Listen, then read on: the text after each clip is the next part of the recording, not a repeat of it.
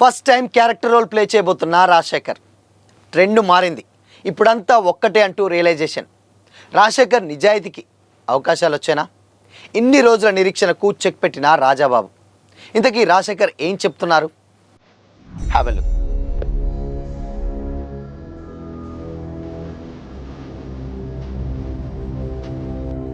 Hi, hello, welcome to Disha TV. Telugu స్క్రీన్పై angry young మ్యాన్గా, action హీరోగా ఒకప్పుడు తిరుగులేని మాస్ ఫాలోయింగ్తో వెలుగొందారు డాక్టర్ రాజశేఖర్. ఆయన సినిమాలు బాక్సాఫీస్ వద్ద వసూళ్ల వర్షం కురిపించాయి. యాక్షన్ సినిమాలతో పాటు ఫ్యామిలీ, రొమాంటిక్ మూవీస్తోనూ రాజశేఖర్ అలరించారు. అయితే ఇదంతా ఇప్పుడు గతం. వరుస ఫ్లాపులు, అనారోగ్య సమస్యలతో రాజశేఖర్ గత కొంతకాలంగా ఇండస్ట్రీకి దూరంగా ఉంటున్నారు. ఆపరేషన్ గరుడవేగ, కల్కి సినిమాలతో తిరిగి ఫామ్లోకి వచ్చినట్లు కనిపించినా మళ్ళీ ఫ్లాపులు ఎదుర్కోవడంతో ఆయన వెనకబడ్డారు. ప్రజెంట్ శర్వానంద్ హీరోగా రాబోతున్నటువంటి బైకర్ మూవీలో ఇంపార్టెంట్ క్యారెక్టర్ ప్లే చేస్తున్నారు. ఈ సినిమాపై ఆయన ఎన్నో ఆశలు పెట్టుకున్నారు.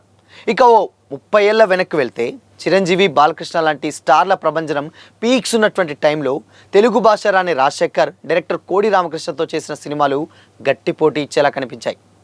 ముఖ్యంగా అంకుశం సృష్టించినటువంటి సునామీ అంతా ఇంత కాదు. పోలీస్ ఆఫీసర్గా వేరొకరిని చూడలేనంత గొప్పగా ఆ క్యారెక్టర్ను ప్లే చేసిన విధానం ఒక డిక్షనరీలా అలానే ఉండిపోయింది. ఇలాంటి సీరియస్ మూవీస్ చేస్తూనే అల్లరి ప్రియుడు లాంటి రొమాంటిక్ బ్లాక్ బస్టర్స్ కొట్టారు రాజశేఖర్. ఇదంతా గతం. సాయి కుమార్ ఎప్పుడైతే డబ్బింగ్ చెప్పడం ఆపేశారో అప్పటి నుంచి మెల్లిగా రాజశేఖర్ గ్రాఫ్ కూడా డౌన్ అయిపోయింది. అయినా సరే మనసున్న మహారాజు, సూర్యుడు, మా అన్నయ్య లాంటి సూపర్ హిట్లైన మార్కెట్ని కాపాడుకుంటూ వచ్చాయి. అయితే కానీ ఒక స్టేజ్లో దాటాక వరుస ఫ్లాప్లు బాగా డ్యామేజ్ చేశాయి. ఎవడైతే నాకెంతో కంబ్యాక్ ఇచ్చినప్పటికీ ఆ ఆనందం కూడా ఎక్కువసేపు నిలవలేదు. రీఎంట్రీలో తీసినటువంటి శేఖర్ లాంటివి వర్కౌట్ కాలేదు. పలు పత్రికా కథనాల్లో షూటింగ్కి లేట్గా రావడం గురించి, ఆయన కోపం గురించి పలు కథనాలు వచ్చేవి. అయితే ఒక స్టేజ్ మీద చిరంజీవితో విభేదించడం, వేరొక సందర్భంలో ప్రజారాజ్యం గురించి చేసినటువంటి విమర్శలు కొంత నెగిటివిటీ అయితే తీసుకొచ్చాయి. ఇవన్నీ మర్చిపోయి రాజశేఖర్ కొత్త ఇన్నింగ్స్కు రెడీ అవుతున్నారు. బైకర్ స్టేజ్ మీద ఓపెన్గానే మీడియా సాక్షిగా మీ సినిమాలో నన్ను పెట్టుకోండి అంటూ డైరెక్టర్ అండ్ ప్రొడ్యూసర్స్ను అమాయకంగా రిక్వెస్ట్ చేయడం కొందరిని కదిలించింది. బైకర్ ప్రమోషన్స్లో భాగంగా ఇస్తున్నటువంటి ఇంటర్వ్యూలలో రాజశేఖర్ ఓపెన్ అవుతున్నారు. గోటీల ఫ్యాక్టరీ లాంటి ఫన్నీ మీమ్స్ నుంచి మొదలుపెట్టి మెగాస్టార్తో విభేదాల దాకా అన్నిటి గురించి క్లారిటీ ఇస్తున్నారు.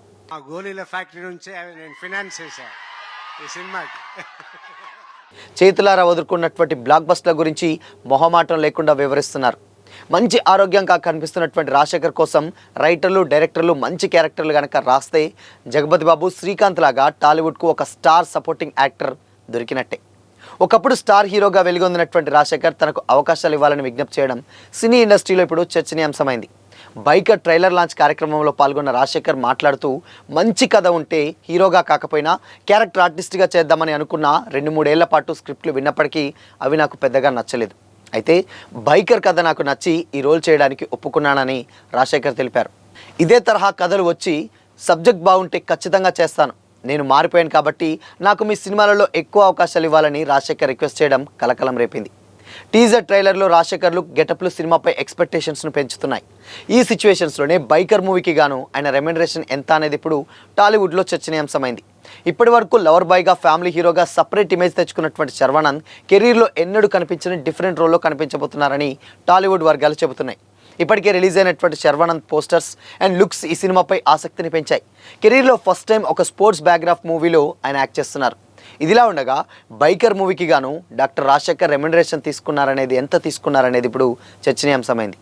ఒకప్పుడు హీరోగా చేసినటువంటి రాజశేఖర్ ఇప్పుడు క్యారెక్టర్ ఆర్టిస్ట్గా చేయడంతో రెమ్యునరేషన్ ఎంత తీసుకున్నారనే దానిపై ఇంట్రెస్ట్ నెలకొంది.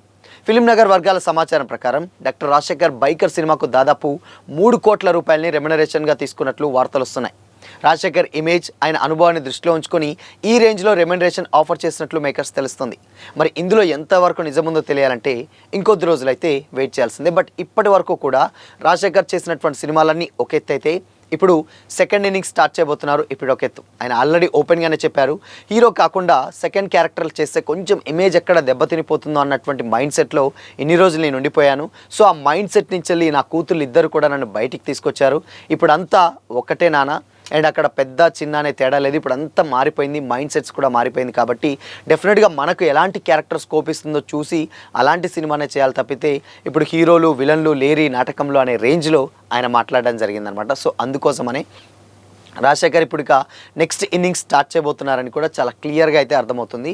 ఆల్రెడీ మనం చూసాం జగపతి బాబు ఇప్పుడు వన్ ఆఫ్ ది సౌత్లోనే బిజియెస్ట్ ఆర్టిస్ట్గా ఇప్పుడు ఆయన ఉన్నారు. దాని తర్వాత ఇప్పుడు అదే కోవలోకి శ్రీకాంత్ ఉన్నారు. ఇప్పుడు అదే లిస్ట్లోకి హీరో రాజశేఖర్ కూడా అడుగు పెట్టడంతో బెస్ట్ సపోర్టింగ్ యాక్టర్, మంచి యాక్టర్ దొరికాడు టాలీవుడ్కి అని కూడా చాలామంది అయితే కామెంట్ చేస్తున్నారు. స్టిల్ ఇప్పటి వరకు చేసేటువంటి క్యారెక్టర్స్ అన్నీ కూడా ఒక్కొక్కరు ఒక్కొక్క సపరేట్ ఫ్యాన్ బేస్లలో ఒక డిఫరెంట్ లుక్స్ తోటి అయితే ప్లే చేస్తున్నారు. ఇప్పుడు ఈ టైంలో రాజశేఖర్ ఇప్పుడు సెకండ్ ఇన్నింగ్స్ మొదలుపెట్టి హీరోలకు తగ్గట్టు విలన్ ఉన్నటువంటి సిచ్యువేషన్స్లో విలన్ రేంజ్లో కూడా ఆ ఇంపాక్ట్ క్రియేట్ చేస్తున్నట్టు తెలుసు. దీంట్లో పాజిటివా నెగిటివా తెలియదు అనేది పక్కన పెడితే డెఫినెట్గా రాబోయేటువంటి సినిమాల్లో కంప్లీట్గా యాంటీ రోల్స్ కూడా ప్లే చేయడం చాలా ఈజీ అని కూడా చాలామంది కామెంట్ చేస్తున్నారు.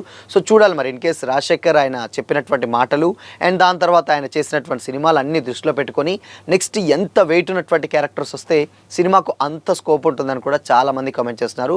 సో మొత్తంగా రాజశేఖర్ కనుక సెకండ్ ఇన్నింగ్స్ మొదలు పెడితే బెస్ట్ సపోర్టింగ్ యాక్టర్ దొరికినట్టే టాలీవుడ్ ఇండస్ట్రీకి, అందులో ఎలాంటి డౌట్ లేదు. ఎందుకంటే ఆయన గత సినిమాలు సింహరాశి నుంచి వెళ్ళి లేటెస్ట్గా గరుడ వైగా లాంటి ఎంతో మాస్ యాక్షన్ అగ్రెసివ్ క్యారెక్టర్స్ మనం ప్లే చేసాం.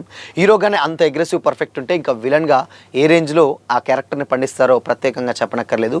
సో మరి ఈ క్యారెక్టర్ ఏదైతే బైకర్లో చేసేటువంటి క్యారెక్టర్ మీదనే నెక్స్ట్ రాజశేఖర్ సినిమాలు చేయబోయేటువంటి సినిమాలు ఆయన చేసేటువంటి క్యారెక్టర్స్ అన్నీ కూడా డిసైడ్ అయితే ఇందులో కనుక కొంచెం మంచి పేరు వచ్చిందా డెఫినెట్గా ఆల్మోస్ట్ ఈయన కూడా సౌత్లో మొత్తం కూడా బిజీ అయ్యేటువంటి ఛాన్సెస్ చాలా చాలా ఎక్కువగా కనిపిస్తున్నాయి.